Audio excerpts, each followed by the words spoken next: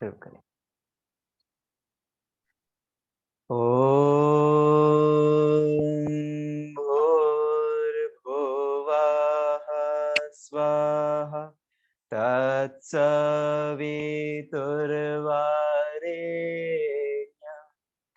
भर्गो देवस्य धीमहि धियो यो नः प्रचोदयात्।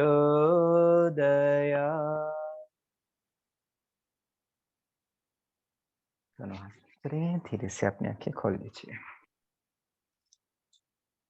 बहुत बहुत स्वागत है सभी का आज के इस सत्र में। तो आज का जो हमारा विषय है importance of women hygiene and value of nutrition in yoga. योग में पोषण का क्या महत्व है, किस प्रकार से हम उसको मेंटेन कर सकते हैं, उस संबंध में आज हम डिस्कस करने जा रहे हैं। और विमेन हाइजीन जो कि बहुत ही इम्पोर्टेंट है आज के समय में, इसके प्रति जागरूकता लाने की समाज में बहुत ज़्यादा आवश्यकता है। और इसकी नॉलेज के अभाव में न जाने कितने प्रकार की समस्याएं महिलाओं को सामना करना पड़ता है। तो विमेन हाइजीन क्या होता है, इसको किस तरह से हम मेंटेन कर सकते हैं, क्या प्रिकॉशंस हैं, सेफ्टी मेजर्स क्या है, इस संबंध में आज का सेशन पूरा रहने वाला है। आप सभी से आशा है कि आप पूरे सेशन के दौरान धैर्य बना के रखेंगे और बने रहेंगे हमारे साथ में। 45 मिनट्स का ये सेशन होने जा रहा है, जिसमें 15 मिनट्स आपके प्रश्न उत्तर के लिए रहेंगे। तो आपके यदि कोई क्वेरीज होती है सेशन से रिलेटेड, तो वो आप जो विशेषज्ञ हैं हमारे, उनसे आप डिस्कस कर पाएंगे। तो आज के जो हमारे मुख्य अतिथि हैं, जो हमारे स्पीकर रहने वाली हैं, तो हम उनको अब आमंत्रित करेंगे। आदरणीय डॉक्टर आरती बहुगुणा जी, जो वर्तमान में medical oncology and haematology department AIIMS Rishikesh में अपनी सेवाएं दे रही हैं। और इनका बहुत ही सेवा का भाव रहता है। हमारे एक बार के इनविटेशन को ही इन्होंने एक्सेप्ट कर लिया और हमारे साथ में आज हमारा मार्गदर्शन करने के लिए यहाँ पर उपस्थित हैं। तो सभी के लिए निश्चित रूप से आज का सेशन बहुत ही लाभकारी होने वाला है। तो आप उसको ध्यानपूर्वक सुने और अंत में आप अपने प्रश्न उत्तर भी आदरणीय मैम से आप पूछ पाएंगे। अब हम आमंत्रित करेंगे अपनी बात को हम Aarti, doctor Aarti ma'am, I think उन्होंने हमारे साथ ज्वाइन कर लिया है।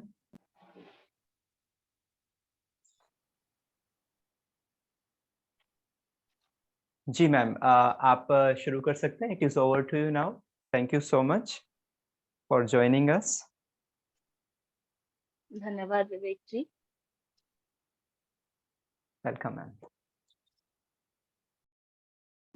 परम पूज्य गुरुदेव व परम वंदनीय माता जी के सूक्ष्म सानिध्य में आज की बात को मैं गायत्री महामंत्र से प्रारंभ करना चाहती हूँ।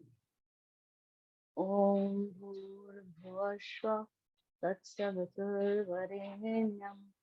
भर्गो देवस्य धीमहि धियो यो नः प्रचोदयात्। आप सभी का स्वागत करती हूँ हमारे इस 4 दिन के निशुल्क ऑनलाइन मेडिकल कैंप में।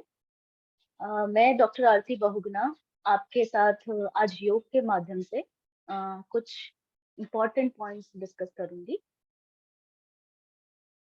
हमारे जैसे कि आप जानते ही हैं, हमारे 2 इम्पोर्टेंट पॉइंट्स जो हम डिस्कस करने वाले हैं वो विमेन हाइजीन के ऊपर है, और दूसरा पॉइंट जो रहेगा वो हमारा न्यूट्रिशनल वैल्यूज रहेगी, न्यूट्रिशन इन योगा, और डेली बेसिस पे भी हम न्यूट्रिशन पे कैसे ध्यान दे सकते हैं, ये हमारा पॉइंट ऑफ डिस्कशन रहेगा। पहले तो मैं आपसे पर्सनली योग के बारे में थोड़ा सा सूक्ष्म में, मतलब थोड़ा ब्रीफ में हम लोग बात करेंगे। मैं पर्सनल लेवल पे योग को ऐसे फिलोसफिकल और फिजिकल एस्पेक्ट से नहीं देखती हूँ, और ये है भी नहीं।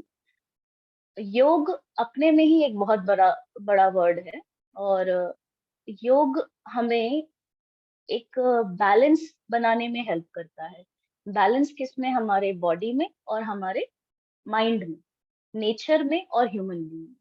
ये यूनिफिकेशन करता है हमारे फिजिकल एस्पेक्ट को, हमारे मेंटल, स्पिरिचुअल और साइकोलॉजिकल इवन सोशल एस्पेक्ट को भी यूनिफाई करता है, मॉडिफाई करता है। योग के बहुत सारे अदर वेज होते हैं, स्टेप्स होते हैं, जिसमें ध्यान आता है, मेडिटेशन, आसन्स आते हैं और प्राणायाम आते हैं। योग सिर्फ फिजिकल एक्टिविटी नहीं है कि जिम में चले गए हम लोग और वहां सिर्फ फिजिकल मसल्स हमने बना दिए, वो योग नहीं। हमें एक कॉन्शियसनेस दे देता है योग।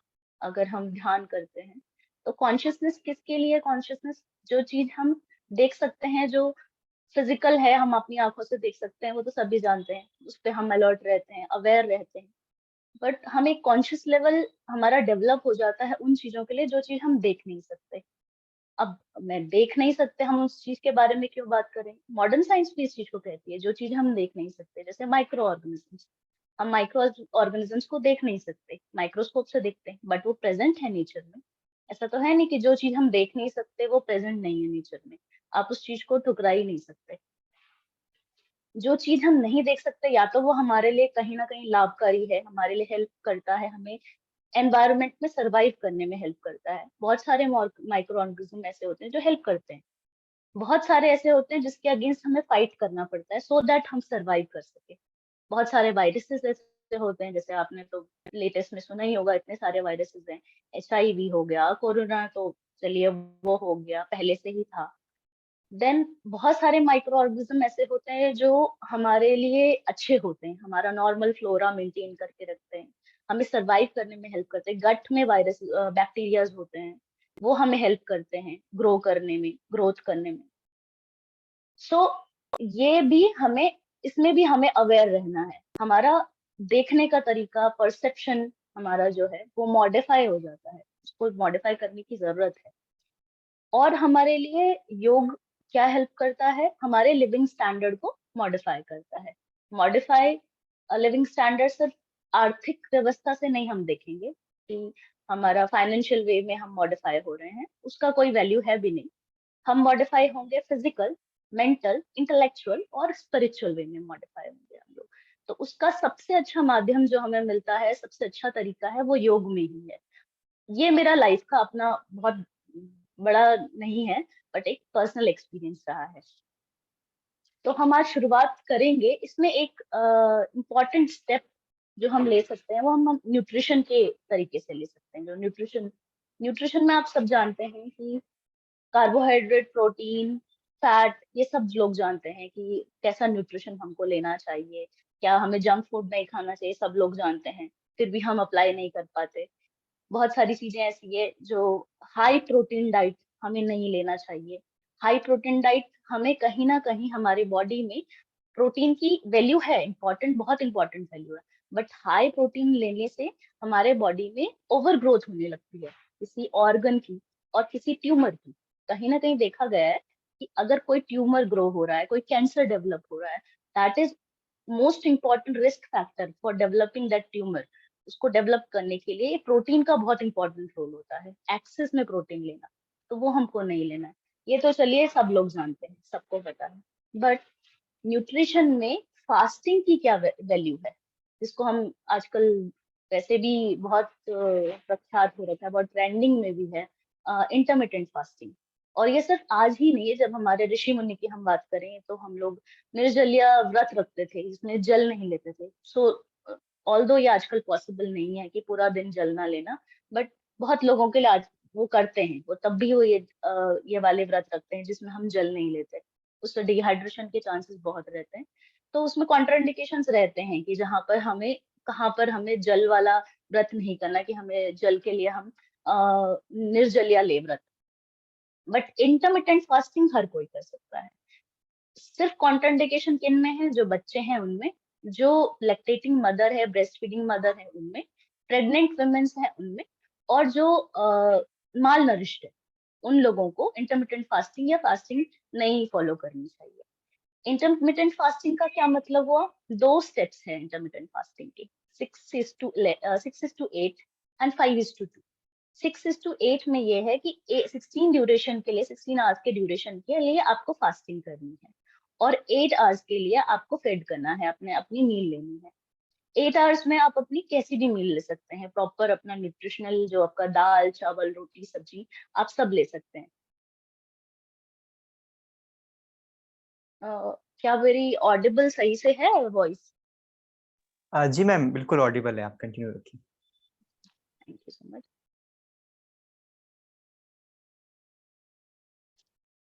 सो इंटरमिटेंट फास्टिंग की दो वेज हैं। फर्स्ट मैंने आपको बता दिया 6:8, जिसमें 8 आवर्स आप अपना भोजन ले सकते हैं, 16 आवर्स आपको ड्यूरेशन में फास्टिंग रहनी है, जिस फास्टिंग में आप पानी ले सकते हैं, ग्रीन टी, ब्लैक टी, ये सब चीज ले सकते हैं। मिल्क प्रोडक्ट, जंक फूड आप सब जानते हैं हमें अवॉइड करना है। फास्टिंग क्यों करनी है, मतलब मैं फास्टिंग में इतना फोकस क्यों कर रही हूँ कि हमें फास्टिंग करनी चाहिए, फास्टिंग को इतना प्रमोट क्यों कर रही हूँ? फास्टिंग की एक मैकेनिज्म है हमारे बॉडी में, फास्टिंग का एक मैकेनिज्म है। दो इंपॉर्टेंट बॉडी के मैकेनिज्म होते हैं, एक फास्टिंग स्टेज में और एक फीडिंग स्टेज में। जब हम फीड करते हैं, मतलब हमने कोई भोजन लिया, उसमें कार्बोहाइड्रेट, प्रोटीन, फैट सब होता है, हमारे बॉडी में उस टाइम पे इंसुलिन लेवल बढ़ जाता है, इंक्रीज होता है। इंसुलिन लेवल इंक्रीज होने की वजह से जो एनर्जी है वो हमारी बॉडी ले लेती है, और रेस्ट ऑफ द जो एनर्जी है और रेस्ट ऑफ द न्यूट्रिशन जो फैट बचता है वो जाकर स्टोर हो जाता है लिवर में, मसल्स में और अदर ऑर्गन्स में, वहां स्टोर हो जाता है, वो स्टोर होता रहता है वहां पर। अब फीडिंग स्टेज में क्या, फास्टिंग स्टेज में हमारा इंसुलिन लेवल डिक्रीज होगा, क्योंकि हमने कोई न्यूट्रिशन तो लिया नहीं, कोई फूड तो लिया नहीं। जब हमारा इंसुलिन लेवल डिक्रीज होता है तो उस टाइम पे कुछ इंपॉर्टेंट हॉर्मोन्स होते हैं, वो इंक्रीज हो जाते हैं, जैसे कि ग्रोथ हार्मोन हो गया, एड्रेनलिन, नॉर एड्रेनलिन, कॉर्टिसोल, ये हॉर्मोन्स इंक्रीज होते हैं।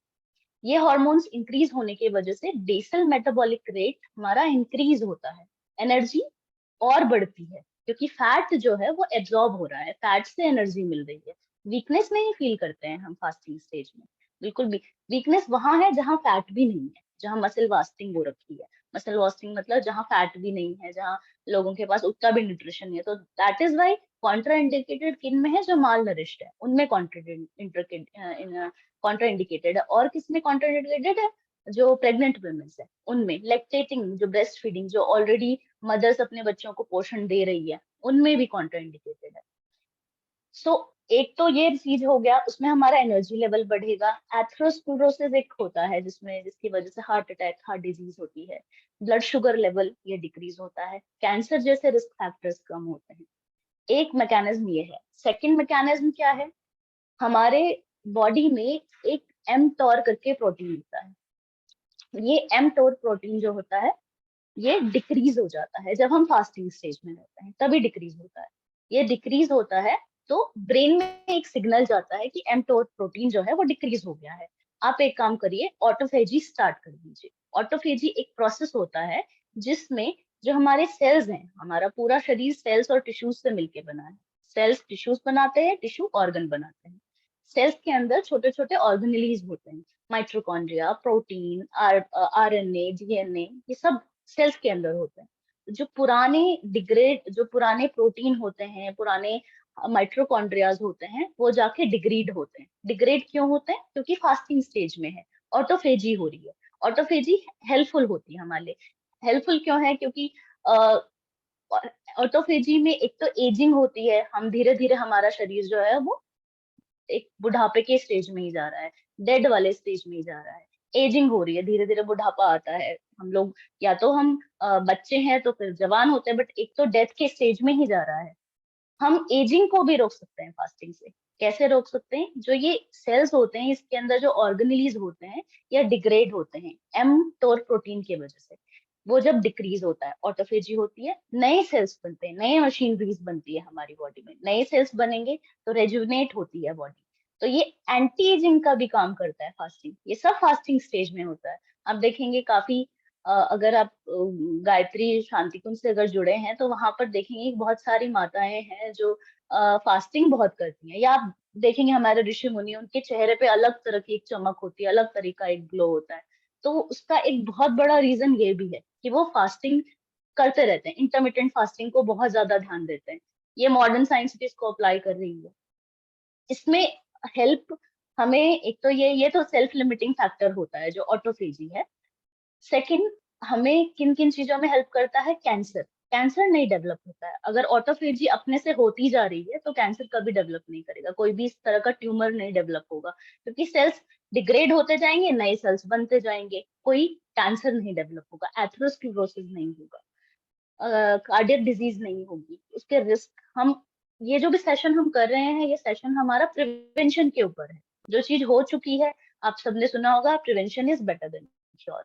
तो हम प्रिवेंट पे जा रहे हैं कि हमें प्रिवेंट करना है, आने वाली जनरेशन के लिए भी, अपने लिए भी। हमें वो चीजें डेवलप नहीं होने देनी चाहिए जो, जिससे हमें फिर नुकसान ही हो। एक टॉपिक तो ये था हमारा कि हमें फोकस करना है फास्टिंग के ऊपर, मेन यही था। और आपने सबने कहावत तो सुनी होगी कि हमें खाने के लिए नहीं जीना है, जीने के लिए खाना है। तो इसीलिए फास्टिंग का ज्यादा इम्पोर्टेंट रोल है। न्यूट्रिशन तो हर कोई ले रहा है, जंक फूड हम अवॉइड करते हैं, जो आर्टिफिशियल स्वीटनर्स हैं उसे हमें अवॉइड करना है, ये सब लोग जानते हैं, सबको मालूम है ये बात। लेकिन फास्टिंग क्यों इम्पोर्टेंट है, ये बहुत कम लोग जानते हैं। एक टॉपिक हमारा ये था। दूसरा टॉपिक हमारा वुमेन हाइजीन के ऊपर है। विमेन हाइजीन के बारे में हम लोग, बहुत कम लोग डिस्कस करते हैं, और इसको एक टैबू या सोशल स्टिग्माटा भी हम लोग समझते हैं, करना ही नहीं चाहते डिस्कस, या फिर छुप के बोलेंगे, क्योंकि हमें, हमारी परवरिश भी उस तरह से हुई है, हमारा कल्चर भी वैसा ही रहा है।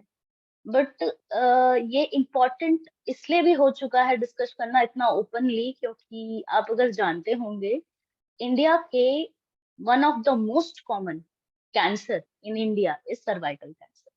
one of the most common. First one is breast cancer, and cervical cancer is one of the top 5 में हमारे जो इंडिया का कैंसर आता है, लंग कैंसर है, ब्रेस्ट कैंसर है, एक सर्वाइकल कैंसर है। सर्वाइकल किसको कहते हैं? जो यूट्रस होती है, गर्भदानी जिसको कहते हैं, बच्चादानी जिसको कहते हैं, उसका जो मुंह होता है उसको हम सर्विक्स कहते हैं। उसका कैंसर इंडिया का one of the top top most cancer है।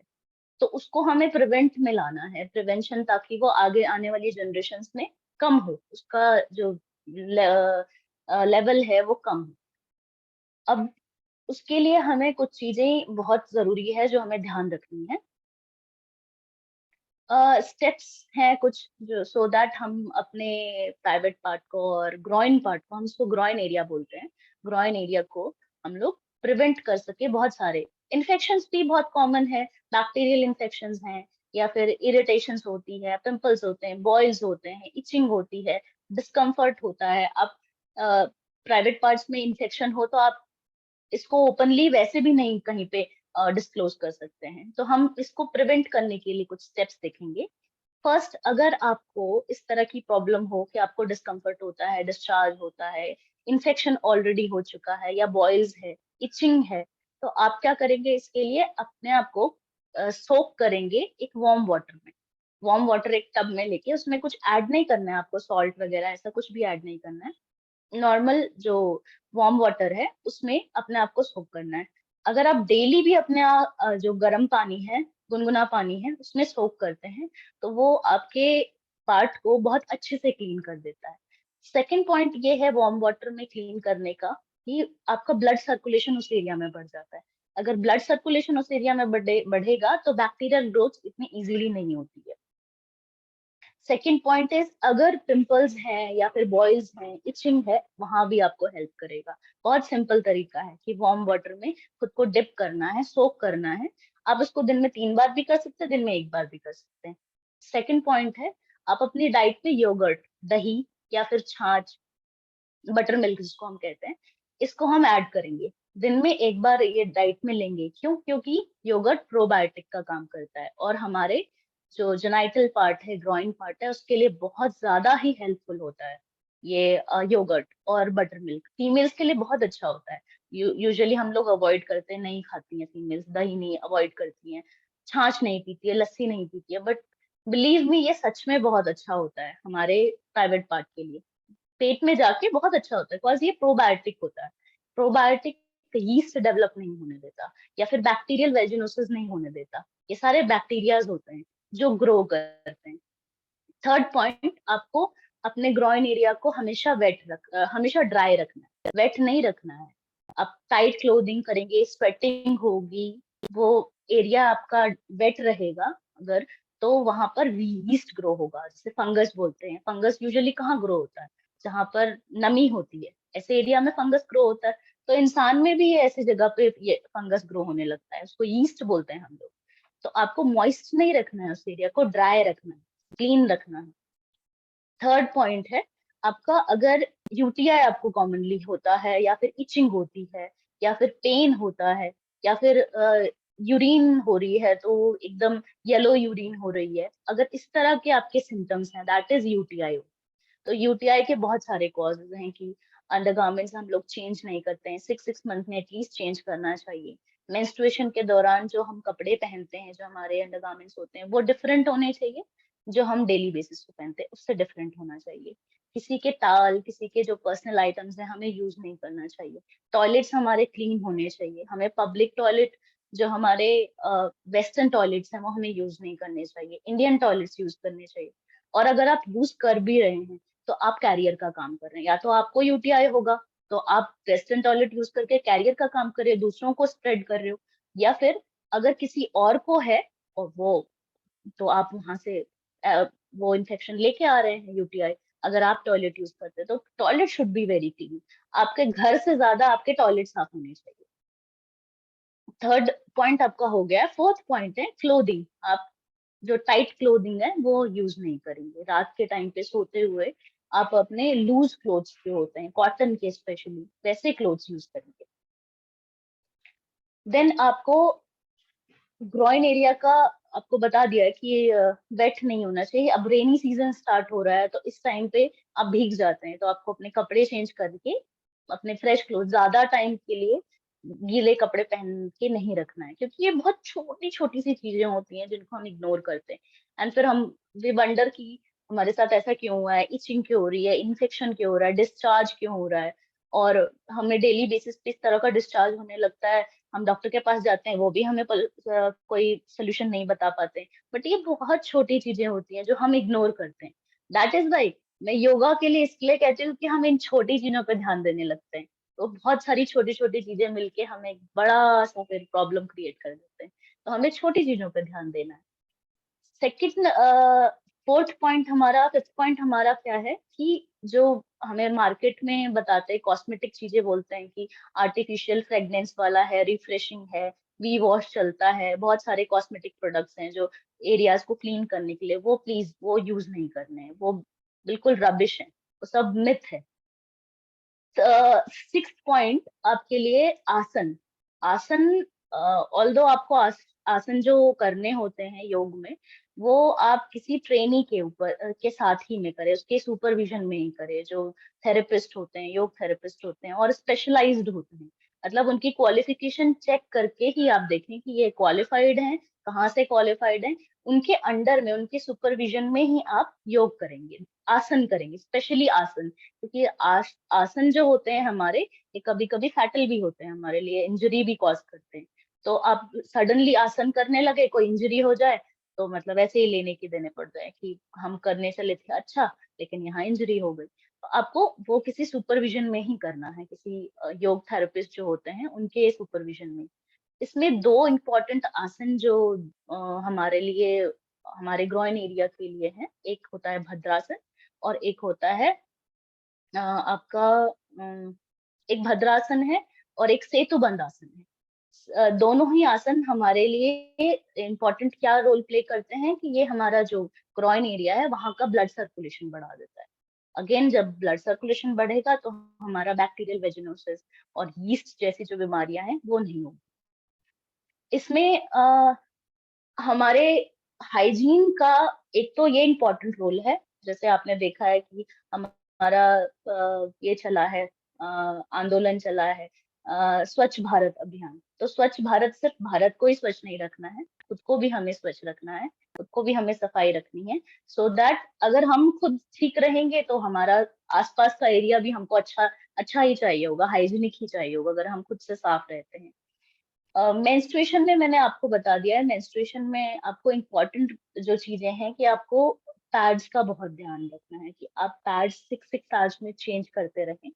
6 आवर्स में अगर आपका कभी कभी काफी लोग ये सोचते हैं कि हमारा तो ब्लीडिंग हमें ज्यादा नहीं हुई है तो हम 12 घंटे चला लेते, 8 घंटे चला लेते, क्या नहीं, ये एक टाइम पीरियड होता है, हर चीज का यूज करने का एक ड्यूरेशन होता है, उसकी एक्सपायरी, हर चीज की एक्सपायरी होती है।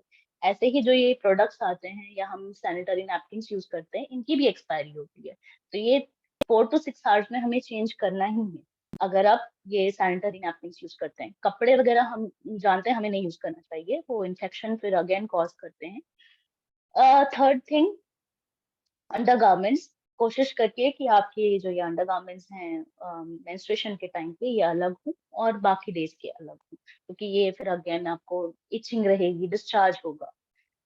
और एक रेयर चीज है बहुत, मैं इसको पब्लिकली ऐसा नहीं बोलना चाहूंगी, बट इसके ऊपर एक ऑलरेडी एक रिसर्च चल रही है कि अगर हम मेंस्ट्रुएशन के दौरान सफाई नहीं रखते हैं या डेली बेसिस पे हम सफाई नहीं रखते हैं, तो बैक्टीरियल इन्फेक्शन की वजह से हमारी इम्यूनिटी वीक हो जाती है, क्योंकि डेली बेसिस पे बैक्टीरियल इन्फेक्शन हो रहा है, यूटीआई हो ही जा रहा है, कॉम्प्लिकेटेड रिकरेंट यूटीआई हो रहा है हमें।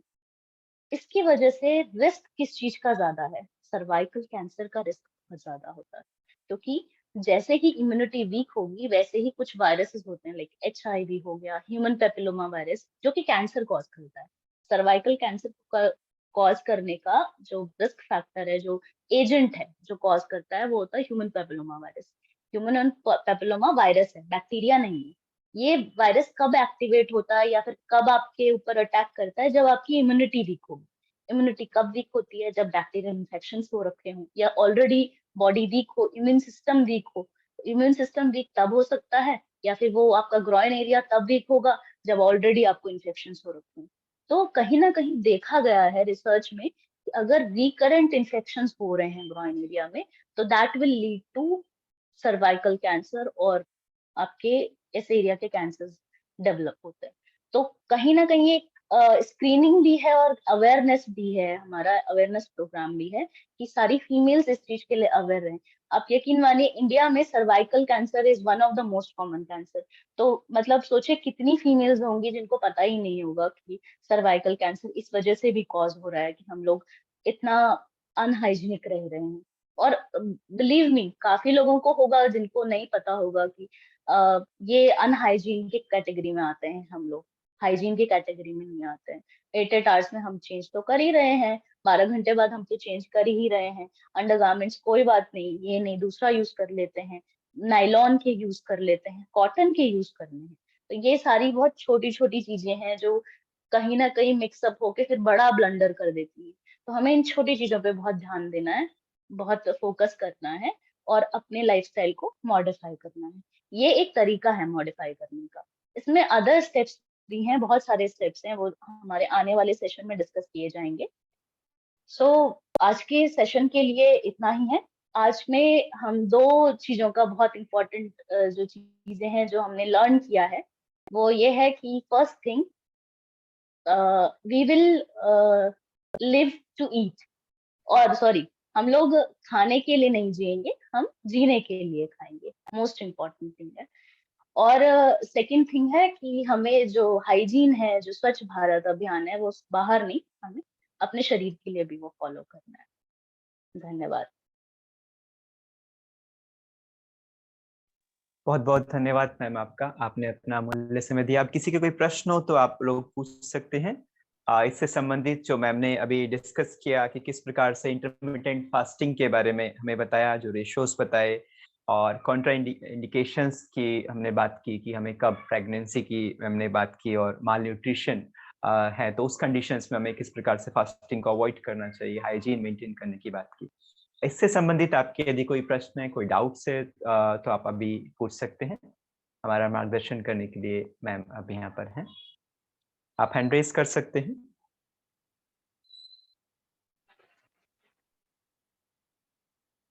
ओके।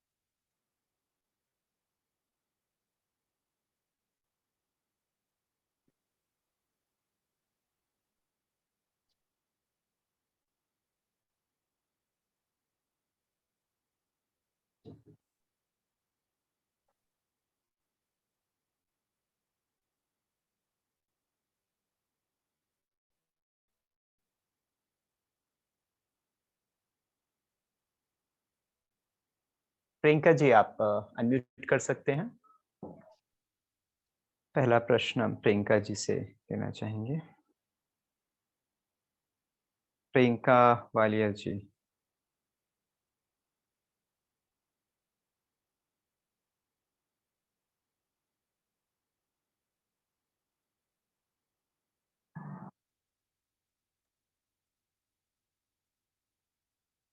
ओके, शायद ये उपलब्ध नहीं है अभी। और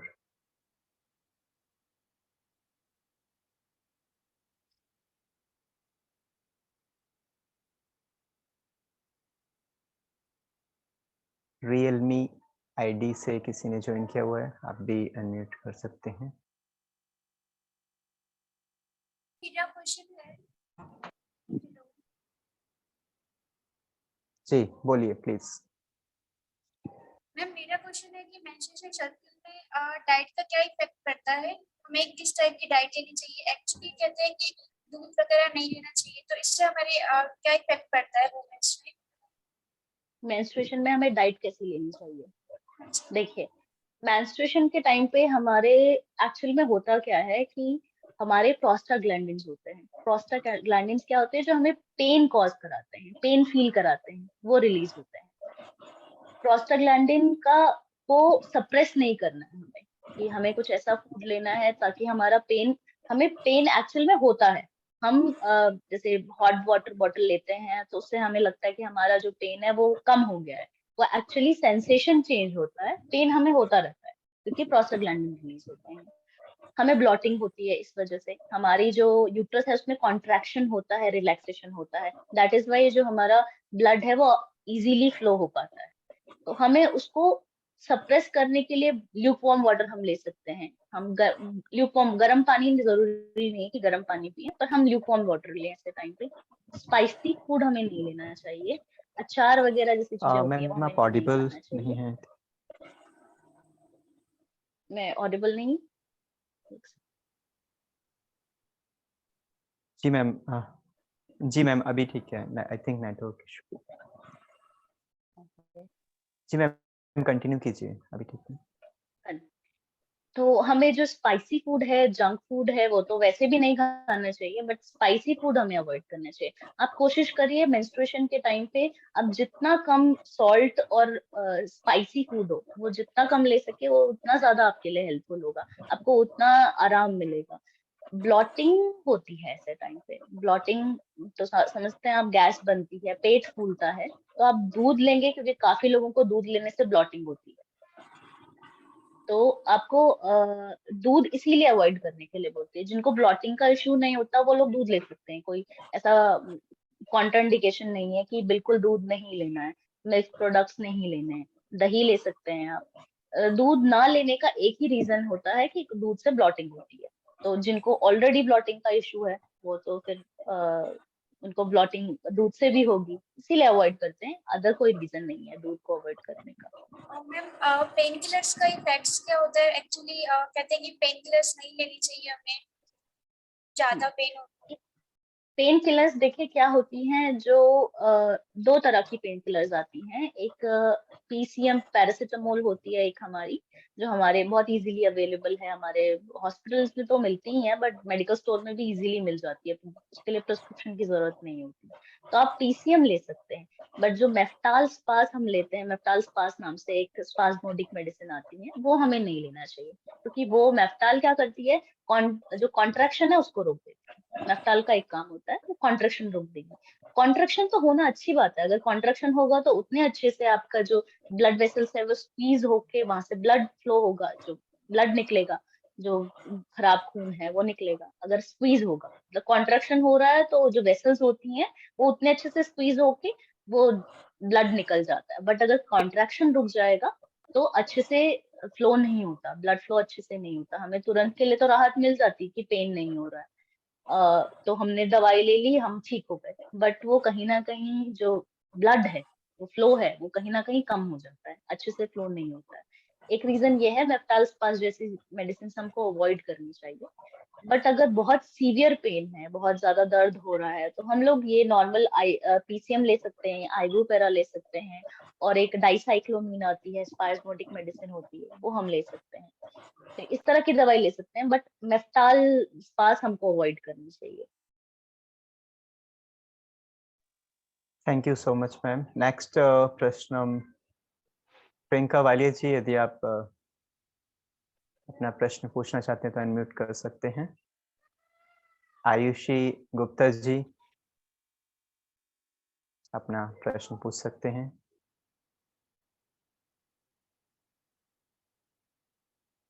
सुरेखा जी, प्लीज।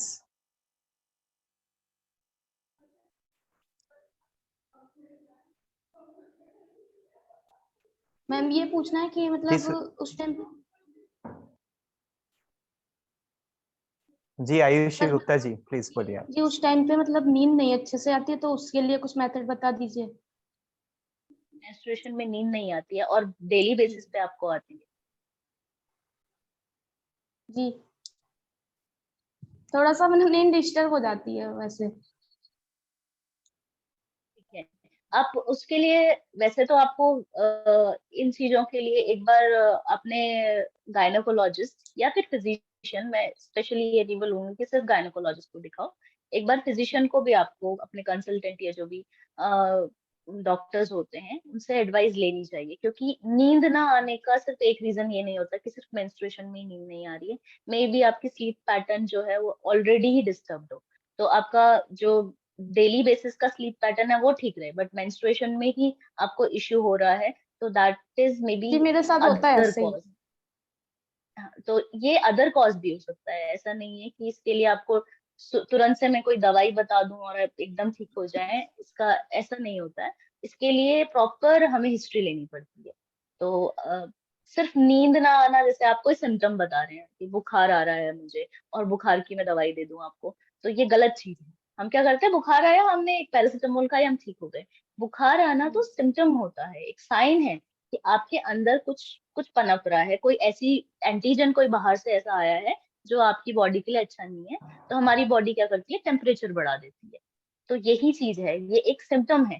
जो इंसोम्निया है, नींद ना आना, ये एक सिम्टम है कि आप एक साइन बता रहे हैं मुझे कि मुझे ऐसा होता है। तो आपके उस इंसोम्निया के लिए, उस नींद ना आने के लिए प्रॉपर एक हिस्ट्री लेनी पड़ती है हमें। तो उस हिस्ट्री से हम डायग्नोस करते हैं कि ऐसा आपके साथ क्यों हो रहा है। समझ रहे हैं आप? तो उसके लिए आपको एक अच्छे फिजिशियन को, एक अच्छे डॉक्टर को कंसल्ट करना चाहिए। मैं आपको ऐसे बिल्कुल ये चीज नहीं बताऊंगी कि कुछ चमत्कारी दवाई बता दी, दवाई बताई, दवाई खाओ, नींद की दवाई दे दी और बोल दिया आप ठीक हो जाओगे, तो ये चीज नहीं करनी चाहिए। ये आपके हेल्थ के लिए खराब है। शॉर्ट टर्म के लिए तो मैं बता दूंगी कि आप ये दवाई खाओ, आपको नींद आने लगेगी, बट वो लॉन्ग टर्म के लिए कहीं ना कहीं नुकसान आपको देगा फिर। ठीक है, तो आप किसी अच्छे फिजिशियन से या फिर इनसे गायनेकोलॉजिस्ट से कंसल्ट करें। Thank you so much ma'am. Next question अब हम लेना चाहेंगे Surekha ji, please unmute and you can ask your question now. Thank you, ma'am. Sorry, my Hindi is not very good, so I'll ask the question in English, but you can answer in Hindi. I fully understand. You said yogurt, plain yogurt is very good for us, which I understand. But a lot of people say we shouldn't consume yogurt at night. What is the reason for this, please? At night, we don't use yogurt. Yes, that's true. Because consuming few things like everything has their quality and everything has their reason of being consuming. They have their own property. Yogurt have their own property. Then lemon have their own property. We don't use that in evening time. I don't have that much knowledge about that because we call it, we do usually avoid, people of yoga usually say that we should avoid yogurt at night. The reason could be, what I understand, the reason could be yogurt is probiotic, that's true, but it's we call it is इसको वो कहते हैं yogurt की जो तासीर बोलते हैं, हम हिंदी में इसको तासीर बोलते हैं, इसकी तासीर ठंडी होती है। ये हमारे पेट को, क्योंकि इसमें है तो एक्चुअल में प्रोबायोटिक्स, बट इसकी जो तासीर होती है वो ठंडी होती है। हमें सोते टाइम पे वो चीजें एकदम जो चिल्ड है या ठंडी चीजें हैं जिसकी तासीर ठंडी है, वो चीजें हमें अवॉइड करनी चाहिए, क्योंकि उससे मेटाबॉलिक रेट कहीं ना कहीं कम होता है। हम फूड लेते हैं, कोई भी मील, रात में अगर भोजन बहुत ज्यादा ऐसा भोजन कर रहे हैं जो हेवी मील ले रहे हैं, उसके साथ हम दही खा ले रहे हैं या वैसे भी हम दही खा ले रहे हैं, तो कहीं ना कहीं एक तो अपर रेस्पिरेटरी ट्रैक इन्फेक्शन होने का कॉज बढ़ जाता है, क्योंकि हम दही ले रहे हैं, उसकी तासीर ठंडी है, कहीं ना कहीं गले में जाके वो एक तो चिकनाई उसमें होती है, ऑयली होता है, थोड़ा सा चिकनाई है उसमें, तो उसकी वजह से जो ओरल कैविटी में है वो इन्फेक्शन होने के चांसेस होते हैं एट नाइट ओनली, क्योंकि हम सोते हैं उस टाइम पे, और सोने के टाइम पे जब हम वी आर इन स्लीप, तो मेटाबॉलिक एक्टिविटीज ऑलरेडी कम हो जाती है, डिक्रीज होती है हमारी मेटाबॉलिक एक्टिविटीज ऐसे टाइम पे। तो जिन चीजों की तासीर बहुत ठंडी है, ऐसी चीजों को हमें अवॉइड करना चाहिए। तो that could be the reason कि हम लोगों को दही यूज नहीं करनी चाहिए, योगर्ट यूज नहीं करना चाहिए रात में। Thank you, ma'am. Thank you so much. Next question, Rakhi ji, please, you can speak now. Unmute yourself.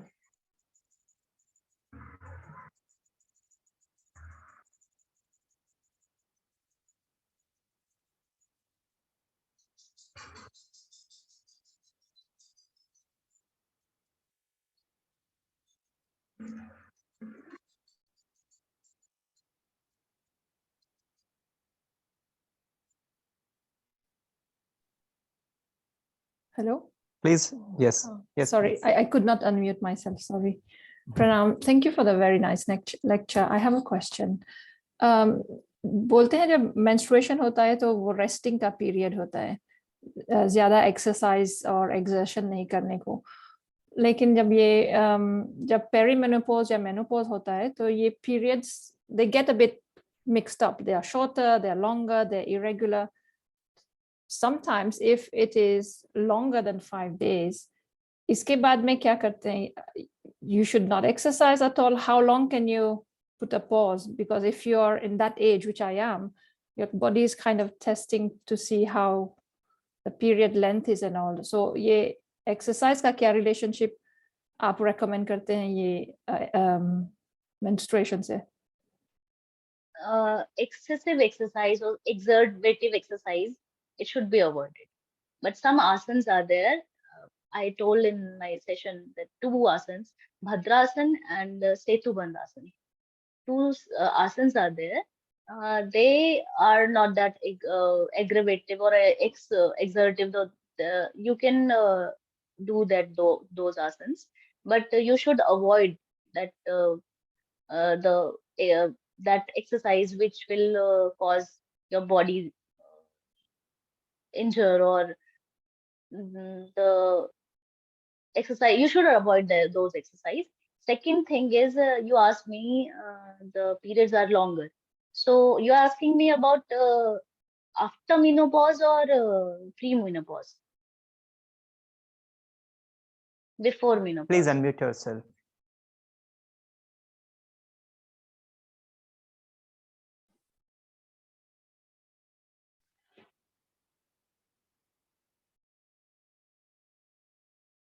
Hello?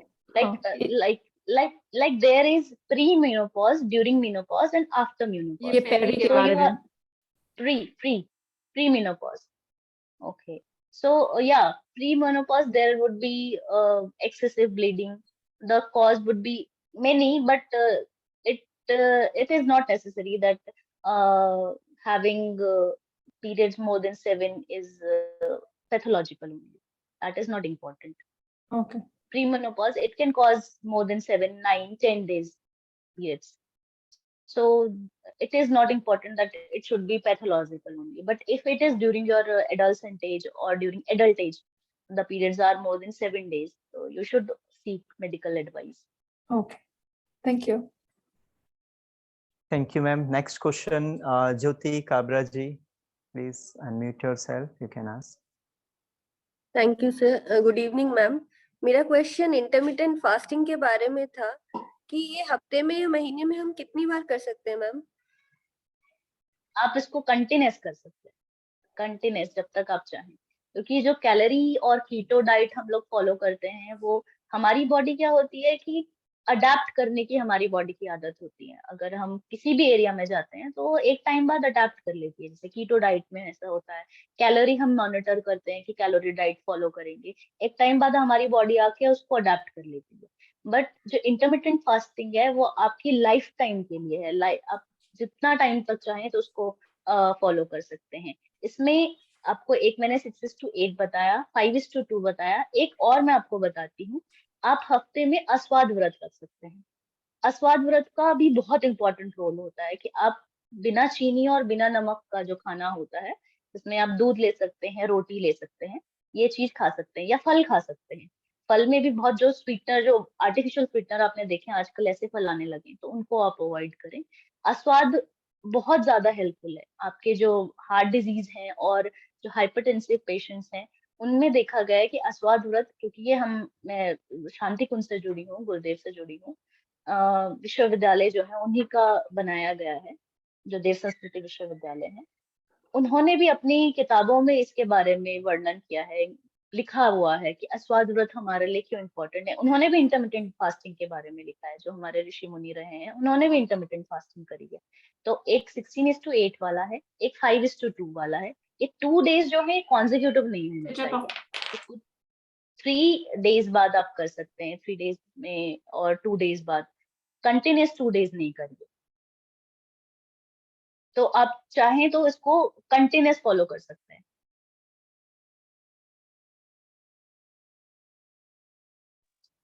Thank you so much ma'am. Next question, किसी ने चैट में, हमारे एक दर्शक ने पूछा है, वाइट डिस्चार्ज की प्रॉब्लम का कोई सॉल्यूशन बताएं। इस पर थोड़ा सा प्रकाश डालें मैम प्लीज। हाँ जी, वाइट डिस्चार्ज जो है वो देखिए होना नॉर्मल भी है। अगर आपको एक्सेस में हो रहा है, आप कैसे बताएंगे कि एक्सेस में है? क्योंकि वाइट डिस्चार्ज जो है वो उसका एक फेज होता है। अगर आप पीरियड से कुछ दिन पहले जो वाइट डिस्चार्ज होता है वो काफी थिक होता है, और पीरियड्स के बाद जो होता है वो थिक नहीं होता, वो बहुत लाइट होगा। आपको डिस्चार्ज जो होगा, डिस्चार्ज होना अच्छा है, क्योंकि आपके जो एरिया है उस एरिया को लुब्रिकेट करके रखता है वाइट डिस्चार्ज जो है।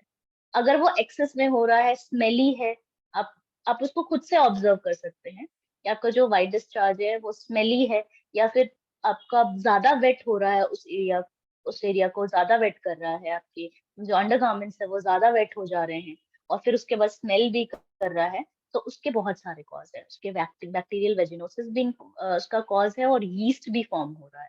तो कहीं ना कहीं वो इन्फेक्शन है, इरिटेशन आपको हो रही है, या फिर आपके बॉयल्स भी हो गए हैं। तो उसके लिए आपको फिर अगेन मेडिकल एडवाइस करना, क्योंकि आपको मेडिकेशन उसके लिए मेडिकेशन की जरूरत पड़ेगी, आपको उसके लिए प्रिस्क्रिप्शन की जरूरत पड़ेगी। तो अगेन आप किसी गायनोकोलॉजिस्ट को या फिर किसी अच्छे फिजिशियन को तो नहीं दिखाएंगे, क्योंकि ये गायनिक का ही पार्ट है। किसी गायनोकोलॉजिस्ट को कंसल्ट करिए वाइट डिस्चार्ज के लिए। अगर आपको लगता है कि आपका इस तरह के सिम्टम्स आपको दिखा रहा है, कि वो आपको इरिटेट कर रहा है, आपकी इचिंग हो रही है, और आपके अंडरगारमेंट्स जो है उसको ज्यादा वेट हो जा रहा है, स्मेल कर रहा है, तो ये सिम्टम्स सही नहीं है। बाकी नॉर्मल होता है डिस्चार्ज, वो सबके लिए नॉर्मल है। मेंस्ट्रुएशन जो है वो भी 3 to even 2 to 7 8 is normal. इसका ड्यूरेशन, जो मेंस्ट्रुएशन का ड्यूरेशन है वो भी नॉर्मल है। 2 to 7 इज नॉर्मल। तो काफी लोग सोचते हैं मुझे 7 दिन तक होता है, 8 दिन तक मुझे मेंस्ट्रुएशन चलता है, ये नॉर्मल है। 2 दिन होता है, बस 3 दिन होता है, वो भी नॉर्मल है। तो आप नॉर्मल जानिए कि आपका नॉर्मल है कि नहीं है। अगर नॉर्मल नहीं है तब आप कोई मेडिकल एडवाइस या कंसल्ट करिए डॉक्टर से। Thank you so much ma'am. कुछ क्वेश्चंस और अभी हम ले सकते हैं। Next question, Priyanka Walia ji, please unmute yourself.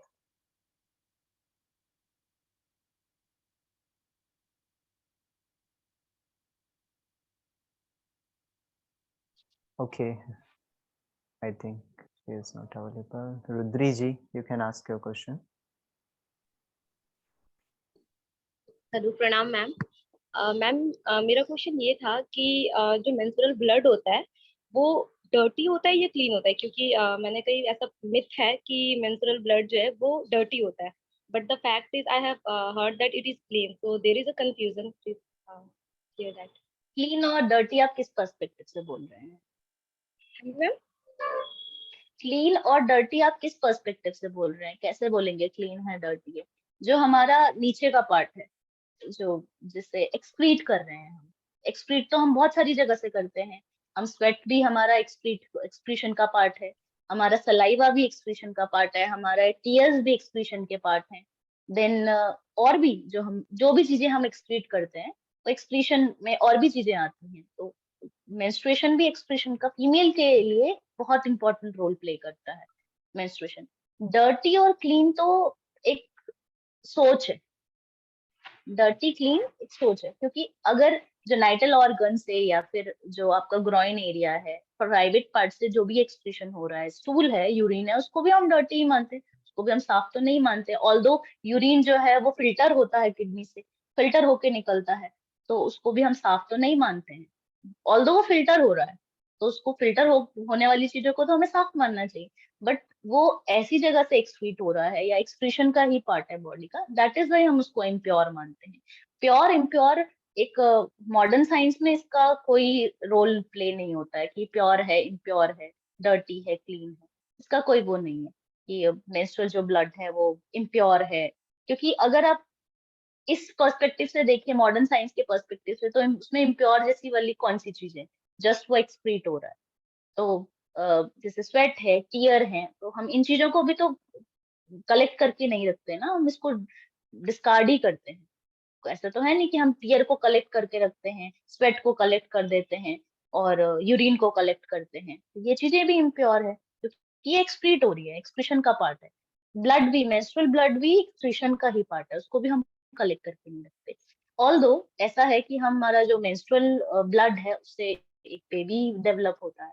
जब वो मेंस्ट्रुएशन नहीं होते हैं तो एक बेबी डेवलप हो जाता है, तो तब तो बेबी भी इम्प्योर हुआ, है ना? हमें इस स्टिग्माटा, इस जो ये हमारा टैबू बना रखा है, इसको इस तरह से नहीं देखना है कि ये इम्प्योर है, इसको जो हमारा इतने टाइम से चलते आ रहा है कि इसको टच नहीं करना है फीमेल को। ये सारे जो बनाए गए हैं ना मेंस्ट्रुएशन का, जो ये रहा कि 5 डेज तक फीमेल को किचन से दूर रखना है, खाना नहीं बनाना है, वो इसलिए रहा सो दैट फीमेल्स को रेस्ट मिले और उसमें मेल्स हेल्प करे। बट काफी जगह देखा गया है कि मेल्स को भी उसमें खाना नहीं देना है। आप खाना बना रहे हो तो वो खाना मेल्स को खाना नहीं चाहिए। ये सब टैबू है, ये सब स्टिग्माटा हम लोगों को ही, आने वाली जनरेशन को ही ठीक करना है। कहीं ना कहीं ये सब स्टिग्माटा है, तो इनको अवॉइड करना है। Thank you so much ma'am. हमारे एक दर्शक ने लास्ट प्रश्न, लास्ट सेकंड आई थिंक ये प्रश्न होगा, हमारा समय होने जा रहा है। तो दर्शक पूछ रहे हैं कि हमें irregular, please tell me the reason of irregular menstrual, अनियमित मासिक धर्म के कारण ये जानना चाह रहे हैं। कारण जानना चाह रहे हैं कि ये इरेगुलर मेंस्ट्रुएशन किसे कहते हैं, वो जानना चाह रहे रीजन मैम ये जानना चाह रहे हैं, क्या रीजन है इसके, क्यों होता है इरेगुलर? हैं। इरेगुलर मेंस्ट्रुएशन के बहुत सारे कॉज हैं। अगर हम एडोलसेंट से देखा जाए तो ये साइकोलॉजिकल भी है।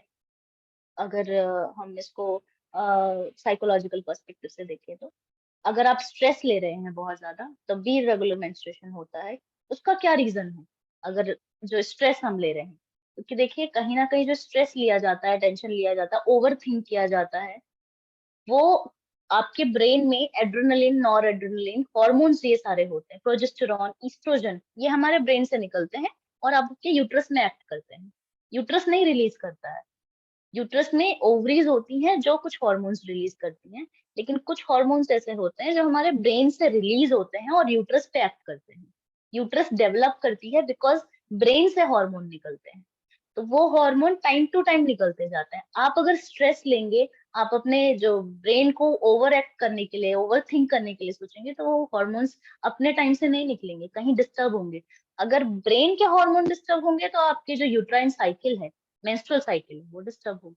तो आपका स्ट्रेस बहुत इंपॉर्टेंट रोल प्ले करता है। ज्यादा टेंशन लेना, ज्यादा ओवर थिंक करना, किसी अननेसेसरी चीज के बारे में ऐसा सोचना, तो वो आपको कहीं ना कहीं हैम्पर करेगा। पैथोलॉजिकल चीज ये तो आपके कंट्रोल में है, साइकोलॉजिकल चीज तो आपके कंट्रोल में है, आप उसको बदल सकते हैं। पैथोलॉजिकल फिब्रॉइड होता है, ओवेरियन ट्यूमर्स होते हैं, और भी जैसे हम कॉन्ट्रासेप्टिव्स यूज करते हैं तो उसके वजह से भी, अगर आप डेली बेसिस पे कोई कॉन्ट्रासेप्टिव यूज कर रहे हैं तो उसके वजह से भी हमारी मेंस्ट्रुअल जो साइकिल होती है वो इरेगुलर हो जाती है। या कोई ट्यूमर डेवलप हो गया हो तो हमको चेक करना चाहिए, डिले हो रहा हो, इरेगुलर हो रहा हो, हमने न्यूट्रिशन कैसे लिया है, हमने फूड कैसा लिया है, हमने क्या खाया है, उन छोटी चीजों पे हमें ध्यान देना है कि हमने लास्ट टाइम क्या खाया था, लास्ट मंथ हमने ऐसा क्या खाया था, याद रहता है, मुझे तो याद रहता है और बहुत लोगों को याद रहता है कि हमने कैसा भोजन भोजन लिया है, कैसा क्या खाया था लास्ट टाइम ऐसा जो इस बार ऐसा हो रहा है। तो क्योंकि यूनिक चीज हम कुछ ऐसा खाते तो वो तो हमको याद रहता है कि हमने लास्ट टाइम क्या खाया था। तो उन चीजों पे भी ध्यान देना है हमें कि हम पोषण कैसा ले रहे हैं, तो वो भी इम्पोर्टेंट रोल प्ले करता है कहीं ना कहीं। बाकी पैथोलॉजिकल तो मैंने आपको बता ही दिया है। पैथोलॉजिकल अगर होता है, फिब्रॉइड है, ट्यूमर्स हैं, ओवेरियन ट्यूमर्स होते हैं, वो भी इरेगुलर मेंस्ट्रुएशन कॉज करते हैं। और मोस्ट इम्पॉर्टेंट स्ट्रेस होता है, जो कि हमारे लिए बहुत कॉमन है, हम लोग स्ट्रेस लेते ही लेते हैं। जी मैम, बहुत बहुत धन्यवाद आपका। आज का सत्र हम इसी के साथ में समापन करेंगे। आशा है कि सभी को निश्चित रूप से आज के सेशन से बहुत अच्छा मार्गदर्शन प्राप्त हुआ और निश्चित रूप से सबके लिए लाभकारी सिद्ध रहा। और बहुत बहुत धन्यवाद सभी दर्शकों की ओर से। हम आदरणीय मैम का धन्यवाद करते हैं। इसी प्रकार से नम्रता पूर्वक मैम ने बहुत ही मेडिकल टर्म्स को समझा पाना बहुत मुश्किल काम होता है कि हम किस प्रकार से एक लेमैन तक पहुंचा पाए, क्योंकि हम लोग मेडिकल बैकग्राउंड से नहीं होते हैं। तो इतनी आसान भाषा में मैम ने उसको समझाने का प्रयास किया।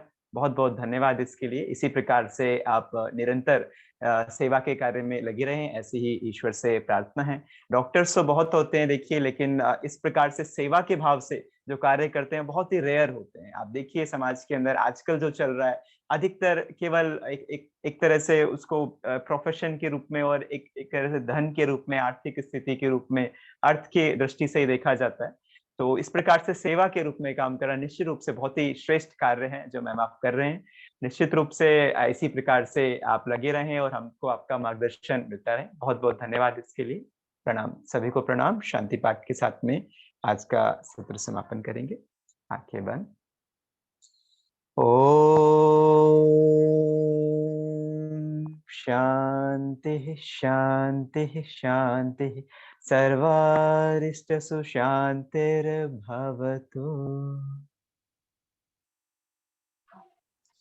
तो कल के सत्र में सभी, अभी 3 दिन का सेशन हमारा और है, सभी लोग टाइम से ज्वाइन करें, 5 मिनट्स बिफोर ज्वाइन करने का प्रयास करें। कल का जो सेशन होगा डॉक्टर विजयंत मल्होत्रा जी के द्वारा होगा, जो कि हमारे दांतों के स्वास्थ्य से संबंधित सेशन होने जा रहा है, डेंटल अवेयरनेस के ऊपर है।